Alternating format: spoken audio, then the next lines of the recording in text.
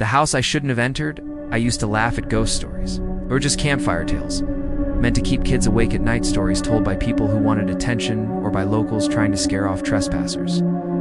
At least that's what I thought. I never believed in haunted houses, cursed families, or whispers in the dark. But everything changed the night I stepped into the Holloway house. The house had always been there, perched on the hill like a rotting crown above the town. Everyone called it that place. The Holloways had lived there decades ago until they suddenly vanished. No goodbyes, no moving trucks, no trace, just gone. People claimed they heard screams in the middle of the night. Some swore they saw faces peering through the upstairs windows long after the family disappeared, but no one went in, not really, except me. It started as a dare, of course. My friends were all standing around the edge of the woods when the idea came up. Someone mentioned the Holloway house, and the teasing began. "Bet you wouldn't last an hour in there," one of them said, smirking.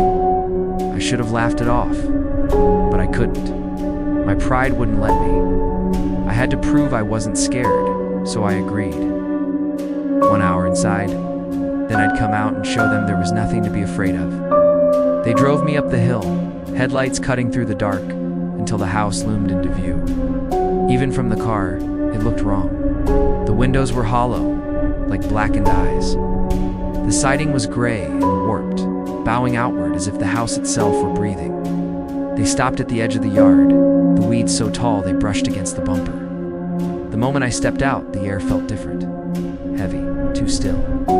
My friends called out encouragement, but their voices sounded far away. When their car rolled back down the hill, I was alone, completely alone. The yard was overgrown, tangled with weeds and brittle trees. I pushed through them toward the porch, which sagged beneath my weight. Every step groaned like a warning. The front door was half open, swinging slightly as though it had been waiting for me. I lifted my flashlight and stepped inside. The air was thick, stale, and choking, as though I'd entered a place that hadn't been touched for centuries. The smell was unbearable, a mix of rot, mildew, and something metallic that clung to the back of my throat. My light swept across the living room, where furniture sat beneath dusty sheets like bodies wrapped for burial. Family portraits still clung to the walls, though the glass was cracked and the faces beneath the dust looked blurred, distorted. For a moment, I felt stupid. It was just an old house. Empty. Forgotten. What could possibly be scary about it? But then the silence pressed in, and I realized how unnatural it was. No insects, no wind rattling through cracks, no distant cars from the town below. Just silence. I moved into the kitchen.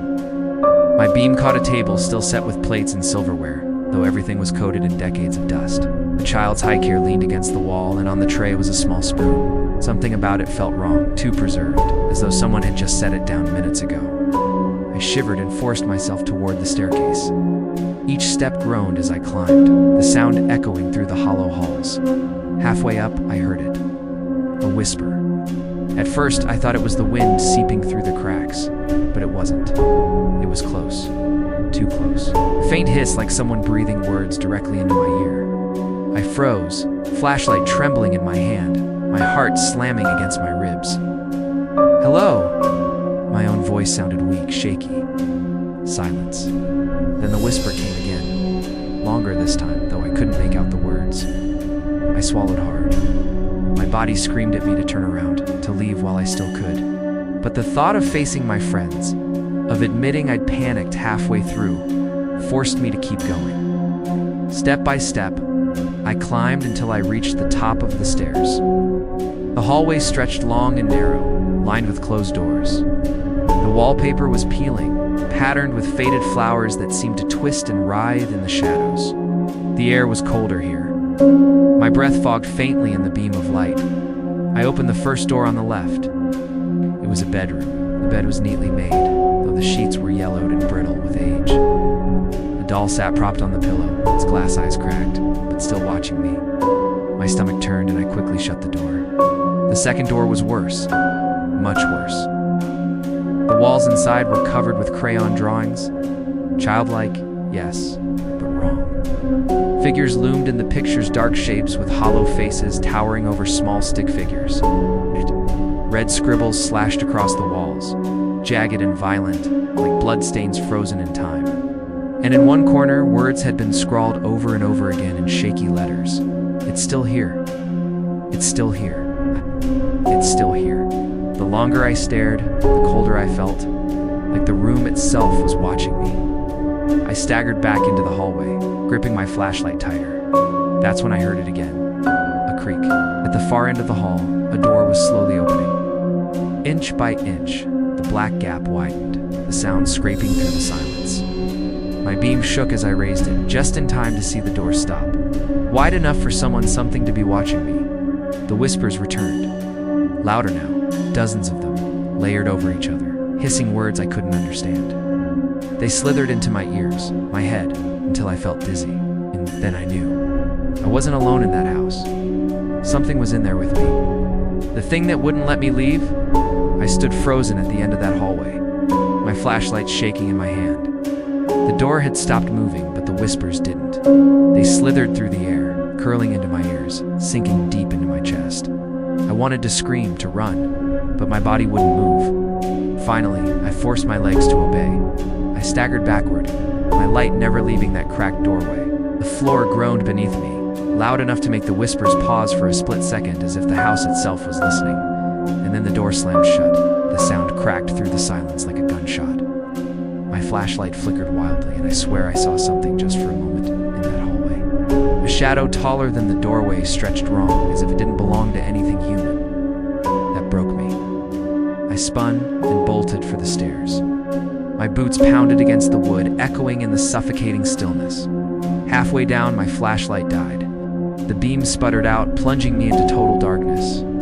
I smacked it against my palm, desperate, and it flared weakly to life against just long enough for me to see the bottom of the staircase. Someone was standing there. I only caught a glimpse.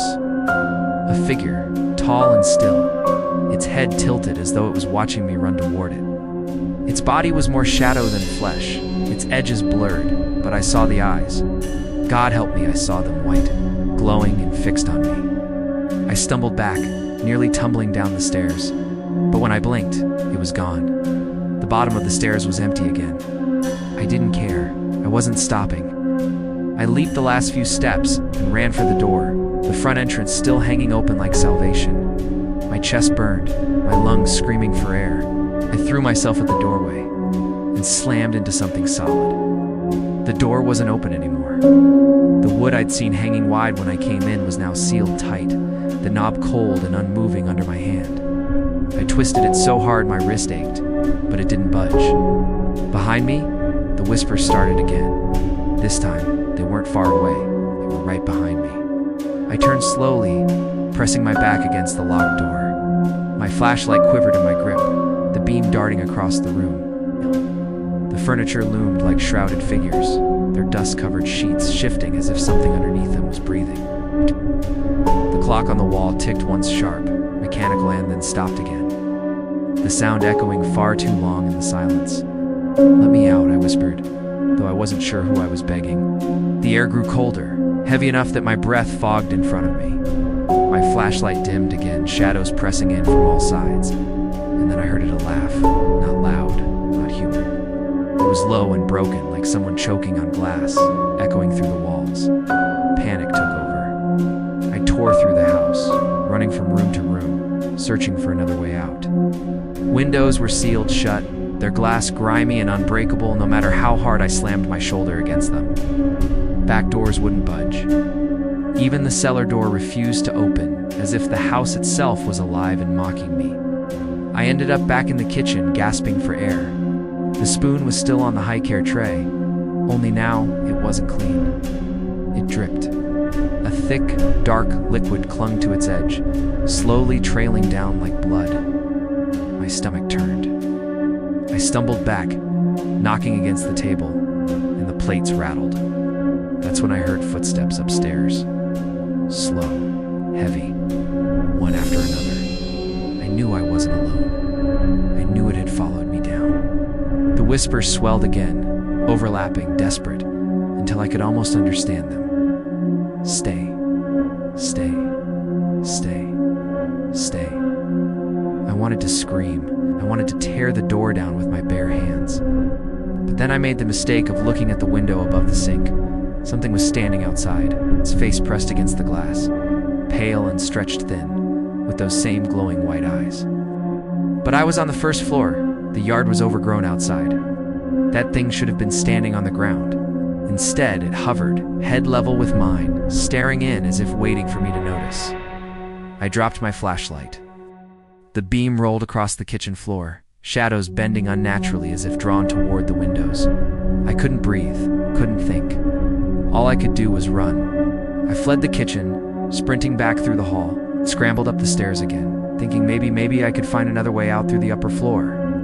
My chest heaved, my legs burned, but adrenaline pushed me on. At the top, the hallway was waiting. Only now, every door stood wide open. Blackness gaped inside each room, and the drawings on the wall seemed to move.